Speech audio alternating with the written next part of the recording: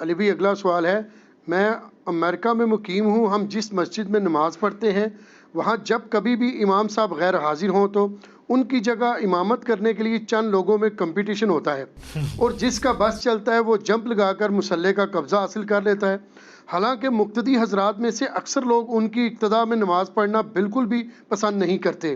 کیا ایسی صورتحال میں زبردستی کے بنے ہوئے امام صاحب جن کے لیے دل میں اچھے جذبات بھی نہ ہو، اس امام کے پیچھے ہم لوگوں کی نماز درست ہوگی؟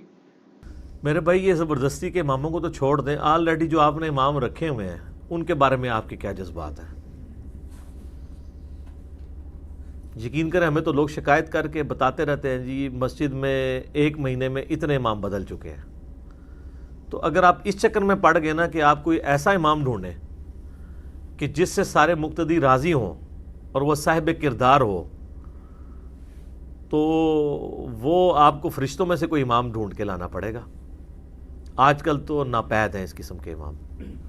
رہا نماز کا مسئلہ، تو نماز تو ہر امام کے پیچھے ہو جاتی ہے، البتہ اس امام کے لیے ضرور لمحہ فکری ہے۔ یہ حدیث جامع ترمذی میں اور سنن ابن ماجہ میں موجود ہے، ابو داؤد میں بھی ہے، اس کی سند ضعیف ہے، لیکن ترمذی والا اس کا طریق جو ہے نا وہ صحیح سند کے ساتھ ہے کہ نبی علیہ السلام نے فرمایا کہ جس امام کو اس کے مقتدی ناپسند کرتے ہوں تو اس کی نماز اللہ کے حضور قبول نہیں ہوتی، اس کی اپنی، مقتدیوں کی ہو جائے گی اس کے لیے، یہ اس کے لیے عبرت ہے۔ اس طریقے سے جامع ترمذی میں حدیث ہے کہ ایسا شخص امامت کا اہل ہی نہیں ہے اور وہ خائن ہے کہ جب وہ دعا کرنے لگے تو اپنے لیے دعا کرے اور اپنے مقتدیوں کے لیے دعا نہ کرے، جس سے وہ اجتماعی دعا ثابت کرتے ہیں، حالانکہ اس میں اجتماعی دعا، نماز کے بعد دعا کا ذکر نہیں ہے، وہ ویسے ہی ذکر ہے کہ آپ اپنے متعلقین کے لیے دعا کریں، اور اس میں صرف امام مسجد نہیں، جتنے پیر ہیں، علماء ہیں، ٹیچرز ہیں، سب کو چاہیے اپنے اپنے متعلقین کے لیے دعا کیا کریں۔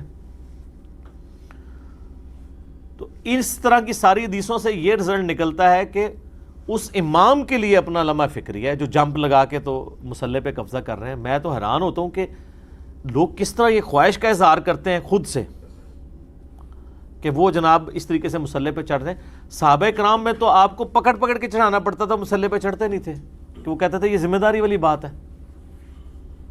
ویسے تو ایک حدیث صحیح بخاری میں ہے کہ اگر کوئی شخص کہیں پر مہمان جائے نا تو وہ وہاں پہ امامت نہیں کروائے گا اس امام کی اجازت کے بغیر، ہاں خود کوئی رسپیکٹ کے طور پہ آگے کر دے۔ لیکن صحابہ کرام اتنی احتیاط کرتے تھے کہ ابو داؤد ترمذی میں حدیث ہے کہ مالک بن حویرث ملنے کے لیے گئے چند تابعین کو، تو نماز کا وقت ہو گیا تو انہوں نے کہا حضرت آپ نماز پڑھائیں، آپ صحابی ہیں۔ تو انہوں نے کہا میں نماز نہیں پڑھاؤں گا، اور میں تمہیں بعد میں بتاتا ہوں اس کی وجہ کہ میں کیوں نہیں نماز پڑھا رہا۔ تو جب فارغ ہوئے تو نبی صلی اللہ علیہ وآلہ وسلم کی انہوں نے حدیث بیان کی کہ آپ صلی اللہ علیہ وآلہ وسلم نے منع فرمایا کہ تم کسی کے پاس جاؤ تو اس کے مصلی پہ چھلانگ مارنے سے، جس طرح یہ کہہ رہے ہیں، اس کا حق ہے کہ وہ نماز پڑھائے۔ تو یہ جو چھلانگیں مارنے والے ہیں نا جی، بیسیکلی ان کو کوئی زیادہ شوق ہوتا ہے ڈومیننٹ ہونے کا، ادروائز تو مصلی سے پرہیز ہی کرنا چاہیے۔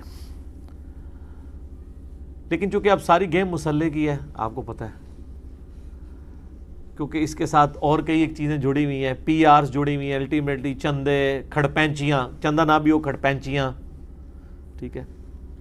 اس طرح آپ نے دیکھا کہ چند ایک مؤذن ہوتے ہیں جو بڑے یعنی فرعون ٹائپ مؤذن ہوتے ہیں، وہ کسی کو اذان بھی نہیں دینے دیتے ہیں، حالانکہ خود بھی غلط دے رہے ہوتے ہیں ان میں سے کئی ایک، لیکن کسی دوسرے کو اذان اقامت کے لیے کوئی کھڑا تو ہو اس کے ساتھ بدتمیزی کرتے ہیں۔ امامت کا جہاں تک تعلق ہے، امام کو اگر مقتدی پسند کرتے ہیں، نماز اسٹیبلش ہو جائے گی، اس امام کے لیے لمحہ فکری ہے، مقتدیوں کی نماز ہو جائے گی۔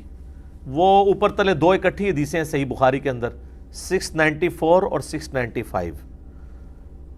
694 میں آتا ہے کہ حضرت ابو ہریرہ کہتے ہیں کہ نبی علیہ السلام نے مجھے فرمایا تھا کہ عنقریب ایسے امام آئیں گے جو تمہیں غلط نمازیں پڑھایا کریں گے۔ تو کہا یا رسول اللہ کیا کروں؟ فرمایا ان کے پیچھے نماز پڑھ لینا، ان کی غلطی کا وبال ان پہ ہوگا۔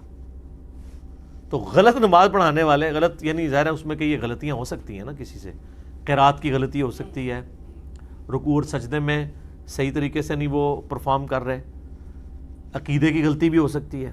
عقیدے کی غلطی پہ تو 695 صحیح بخاری کی اس پہ گواہ ہے کہ سیدنا عثمان غنی رضی اللہ تعالیٰ عنہ کو جب محصور کر دیا بلوائیوں نے تو ایک صحابی حاضر ہوئے, انہوں نے کہا کہ آپ ہمارے امام ہیں.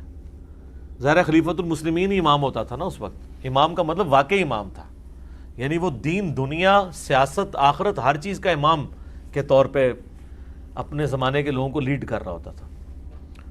تو مسجد پہ باغی امام کا قبضہ ہے, یہ ہمیں نمازیں پڑھاتا ہے, ہمیں خدشہ ہے کہ ہم گناہ میں نہ مبتلا ہو جائیں, تو آپ ہمیں کیا حکم دیتے ہیں؟ تو عثمان نے کہا کہ نماز تو مسلمانوں میں ایک اجتماعی نیکی کا کام ہے, نیکی کے کاموں میں ان کا ساتھ دو, برائی میں ان سے الگ رہو.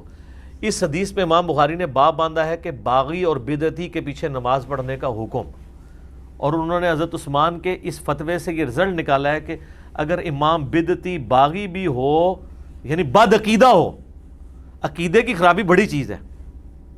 یہاں لوگ کہہ رہے ہیں جی امام رفع دین نہیں کرتا, ہم نماز پڑھ لیں. بھئی رفع دین نہ کرنا بڑی خرابی ہے, یہ کسی امام کا بد عقیدہ ہونا, بدعتی ہونا بڑی خرابی ہے. نماز ہو جائے گی, اس کی غلطی کا وبال اس پہ ہے. باقی یہ کہنا کہ امام رفع دین نہیں کرتا تو ہم بھی اس کی اقتداء میں کریں, امام کی اقتداء آپ نے انتقال ارکان میں کرنی ہے کہ امام سے پہلے رکوع نہیں کرنا, امام سے پہلے سجدہ نہیں کرنا. اگر امام کی اقتداء 100% کرنی ہے تو پھر امام اگر ٹوپی میں ہے تو آپ ٹوپی پہنے, امام پگڑی میں تو آپ پگڑی پہنے, یہ تو پاسبل ہی نہیں ہے. امام اگر سنت چھوڑ رہا ہے اس کا وبال اس پہ ہوگا, آپ سنت کے مطابق نماز پڑھیں گے. میں ساتھ ساتھ چھوٹے چھوٹے جنہوں کہتے ہیں چب کٹتا جانا ہوا, نیٹی گریٹیز بھی بیان کرتا جاتا ہوں تاکہ کوئی اس میں سے غلط رزلٹ لے. باقی امامت کی شرائط بھی تو پتہ ہونی چاہیے نا, کہ جمپ مار کے مصلے پہ چڑھ جاتے ہیں, امامت کی شرائط تو ہنسنا شروع کر دیتے ہیں. سر صحیح مسلم میں 4 شرائط آئی ہیں امامت کی. نبی علیہ السلام فرمایا کہ امام اس کو بناؤ کہ جو سب سے زیادہ کتاب اللہ کا علم جانتا ہو. اگر کتاب اللہ میں بھی سب برابر ہو, پھر سنت کا علم جو جانتا ہو, سنت میں بھی برابر ہو, پھر جو جس نے پہلے ہجرت کی ہے, عمر میں سینئر نہیں, دین کے اعتبار سے سینئر. اس زمانے میں ہجرت ایک بینچ مارک ہوتی تھی نا, اور اگر اس میں بھی برابر ہو تو پھر تم عمر میں جو بڑا ہو اس کو دیکھو.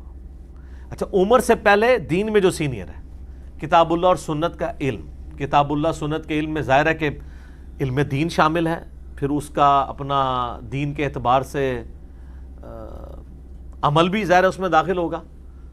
پھر عربی کی پروننسیشن, یہ نہ ہو کہ وہ ہے بے تے پڑھتا ہو, زبر کو زیر, زیر کو پیش پڑھتا ہو, یہ بھی نہیں ہونا چاہیے. نبی علیہ السلام کے مبارک زمانے میں تو معاذ ابن جبل کہتے ہیں کہ میں, بخاری مسلم میں آتا ہے کہ میں نبی علیہ السلام کے پیچھے عشاء کی نماز پڑھتا تھا, پھر اپنی قوم کی امامت کرتا تھا عشاء میں جا کے, اور 6 سال عمر تھی. چھوٹی عمر میں امامت کیا کرتے تھے وہ, اس لیے کہ قرآن زیادہ جانتے تھے وہ. اصل چیز تو یہ ہے, یعنی سینیارٹی کا لیول یہ تھا, عمر کا بڑا ہونا نہیں تھا. یہاں پہ تو دیکھتے ہیں کہ جس کی لمبی داڑھی ہے, زیادہ ایجڈ ہے, چاہے وہ قرآن بھی غلط پڑھتا ہے, اس کو آگے ممبر مطلب مصلے پہ کھڑا کر دیتے ہیں. تو جو واقعی اہل ہو اس کو کھڑا کریں. تو یہ 4 شرائط ہیں, کتاب اللہ کا علم, سنت کا علم, اور اس کے بعد دین میں جو سینئر, اس زمانے میں ہجرت کے اعتبار سے, آج کل یعنی دین کے اعتبار سے, اور اگر اس میں برابر ہے پھر عمر میں. 2 اور شرائط بھی ہیں, وہ صحیح مسلم میں نہیں ہے, وہ مولانا شریف میں ہے. تو ہم نے چونکہ مولانا شریف اور مسلم شریف کو الگ الگ رکھا ہوا ہے, وہ آپ فقہ حنفی کے علماء سے پوچھیں کہ وہ جو 2 شرائط ہیں بڑی گندی گندی, جو علی بھائی ہر دفعہ نہیں بیان کرتے ہیں, تو ایک بار مہربانی کر کے تے میڈیا کے سامنے آ کے اپنے بزرگوں کی کارستانی دس دو کہ آپ کے بزرگوں نے وہ 2 شرائط اور کون سی لکھی ہیں. اور صرف آپ نے وہ شرائط بتانی نہیں ہے, پھر آپ کے سارے علماء اور مفتیوں نے آ کے جسٹیفائی کرنا ہے کہ وہ اپنی اپنی مسجدوں میں امامت کیوں کر رہے ہیں. وہ پھر یہ ثابت کریں گے کہ وہ ان 2 شرائط کو بھی پورا کرتے ہیں, اس لیے وہ امامت کے اہل ہیں, کیونکہ باقیوں میں وہ 2 خوبیاں نہیں پائی جاتی ہیں. تو یہ صرف یہ نہیں بتانا کہ شرائط کون سی ہیں, وہ اپنے آپ کو بھی جسٹیفائی کرنا ہے, ورنہ اپنے اپنے مسئلے چھوڑ دیں, یا وہ شرائط پوری کریں آپ, یا بزرگوں کو کہ وہ بزرگ اس قسم کی باتیں لکھ گئے تھے. اب یہ اس چکر میں نہیں پڑھنا مفتہ بھی ہی ہے تو مفتہ بھی ہی نہیں ہے, ٹھیک ہے, تو آڈے نال کام پہ گیا, ٹھیک ہے نا جی. اور یار میں پھر وہی جملہ بولوں گا کہ اکثر ماں باپ اپنی اولاد کی وجہ سے منہ چھپاتے پھرتے ہیں, ان کے برے کرتوتوں کی وجہ سے.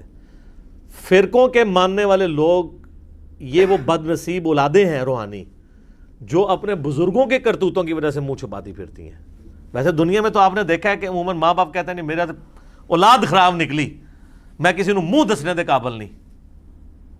لیکن فرقوں کے جو ماننے والے ہیں نا, یہ اولادیں ایسی ہیں کہ جو اپنے بزرگ بابوں کی وجہ سے کسی کو منہ دکھانے کے قابل نہیں ہے نا ایسے یہ فرق. ٹھیک ہو گیا.